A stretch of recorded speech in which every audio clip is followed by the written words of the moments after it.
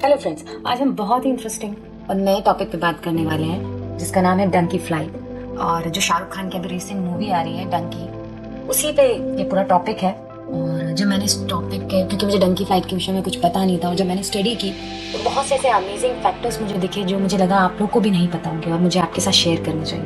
तो चलिए video start करते हैं। डंकी फ्लाइट, गधे की उड़ान, ये क्या होता है? ये एक इलीगल माइग्रेशन टेक्निक होती है जिसका उपयोग करके हम इलीगली किसी भी देश में घुस सकते हैं।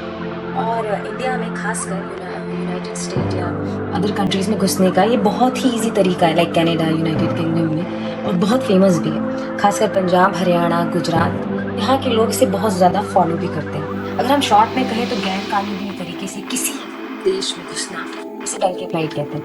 अब ये डंकी फ्लाइट बड़ा अजीब सा नाम है, लेकिन पंजाबी लोग को इसका पता होगा, लेकिन पंजाबी का एक मुहावरा है जिससे ये शब्द लिया गया है। इसका मतलब होता है एक स्थान से दूसरे स्थान पर कूदना। और आपको जानकर ये बहुत हैरानी होगी कि इंडिया अमेरिकन इलीगल माइग्रेंट्स के का सबसे बड़ा स्रोत है, यानी ये 5th नंबर पे आता है। और भी कंट्रीज है जैसे Mexico, Guatemala, El Salvador and Honduras, ये 4 पोजीशन होल्ड करते हैं। इनमें से पंजाब से सबसे ज्यादा लोग इस प्रोसेस को फॉलो करते हैं।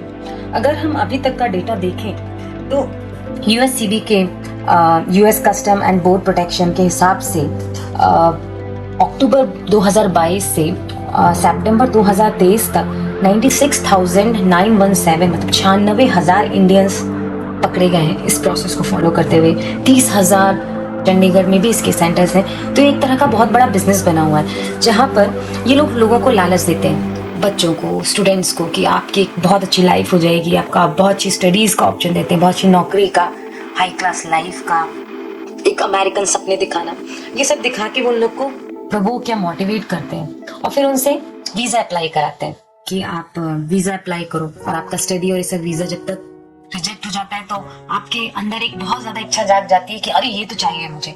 और इस चीज का फायदा उठा के वो आपको ये प्रोसेस सजेस्ट करते हैं। और ये प्रोसेस कोई सस्ती नहीं होती, इसमें एक बंदे को 20 से 30 लाख का खर्च आता है जो सिर्फ आपको उस कंसल्टेंट को देना है। एक्सेप्ट वहाँ रहना, खाना, वहां पर अगर आप कहीं पकड़े गए तो पैसा खिलाना, ये सब के लिए आपको अलग से पैसा रखना है। ये सब आपको डायरेक्ट उसको उस प्रोसेस को फॉलो कराने के लिए देना पड़ेगा।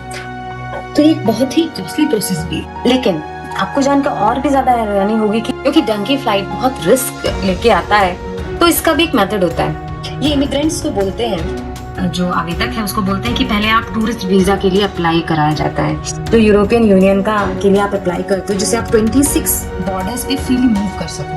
जब आप इन यूएन जोन पे पहुंच जाते हैं तो आपको जो कंसल्टेंट होता है वो इलीगल एंट्री के लिए या तो फर्जी डॉक्यूमेंट अवेलेबल कराता है या किसी ट्रंक में छुपा कर गाड़ियों बॉर्डर्स के थ्रू आपको भेजा जाता है। और अलग अलग बॉर्डर्स पे आपको अलग अलग कंडीशंस में रहना पड़ता है। कई बार तो बिना खाए पिए कई दिनों तक आपको सरवाइव करना पड़ता है वहाँ की लॉजिकल क्लाइमेट कंडीशंस के साथ। तो डंकी फ्लाइट आसान नहीं है, ये जबरदस्त जोखिम लेके आता है। अगर आप पकड़े गए तो आपको जेल हो सकती है, आप कारावास में हो सकते हो, या तो आपको वहां से सीधे डिपोर्ट कर दिया जाता है। या अगर आप जिस गाड़ी में छुप के जा रहे हो, आप उन लोगों के साथ, अगर आपका कंसल्टेंट ड्रग की डीलिंग में भी है तो आप उन केसेस में भी फंस सकते हो। इसमें बहुत सारे रिस्क भी होते हैं। और लॉस एंजलिस टाइम्स की रिपोर्ट के अनुसार 2018 से अभी तक 40% जितने कैदी वहां पर उसमें से 40% भारतीय हैं और जिन्होंने ऑलरेडी अमेरिका से शरण की अपील की हुई है। और जिन स्थानों से प्रवासी यात्रा करते हैं, अगर मैंने बहुत से लोगों की स्टोरीज पढ़ी, अगर आप उनकी स्टोरी पढ़ोगे तो आपको लगेगा कि कितनी भयानक यात्रा होती है। आप रेगिस्तान में चल रहे हैं, जहरीले सांप, बिच्छू, पानी, बादल, एवरीथिंग इज देयर। आप नदियां क्रॉस कर रहे हो और आप इतने चैलेंजेस फेस करके भी आप श्योर नहीं हो कि आपको इलीगल माइग्रेंट आपका सक्सेसफुल होगा।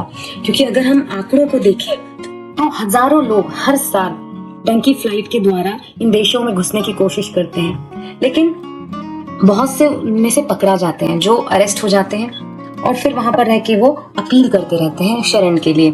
नवीनतम आंकड़ों के अनुसार 2014 से अब तक 22,000 से अधिक भारतीय, जिनमें से 7,000 महिलाएं, उन्होंने अमेरिका से शरण की मांग की हुई है। इतना ये महंगा होता है 30 से 40 लाख, ये अरेंज करना गरीब मिडिल क्लास लोगों के लिए इतना आसान नहीं होता। इससे अरेंज करने के लिए वो लोग कई बार अपनी पूरी पुश्तैनी जमीन, अपना घर, अपनी संपत्ति सब बेच देते हैं और कई बार तो बहुत सारा लोन लेके जाते हैं सपने के साथ कि वो वहां जाके बहुत कुछ कमा के वापस आएंगे।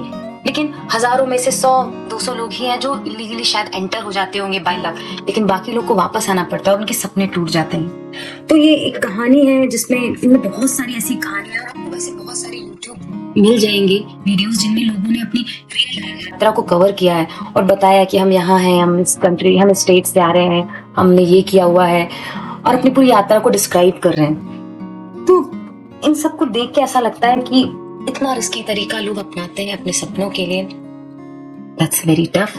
और अगेन हम उसी जगह पे आते हैं जहां से हमने शुरू किया था, ये कि जो डंकी मूवी आने वाली है राजकुमार हिरानी की।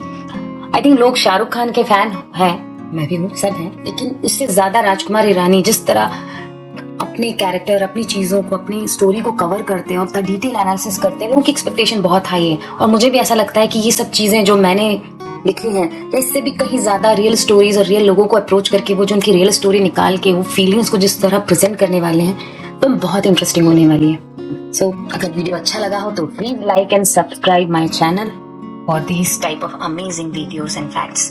Thank you.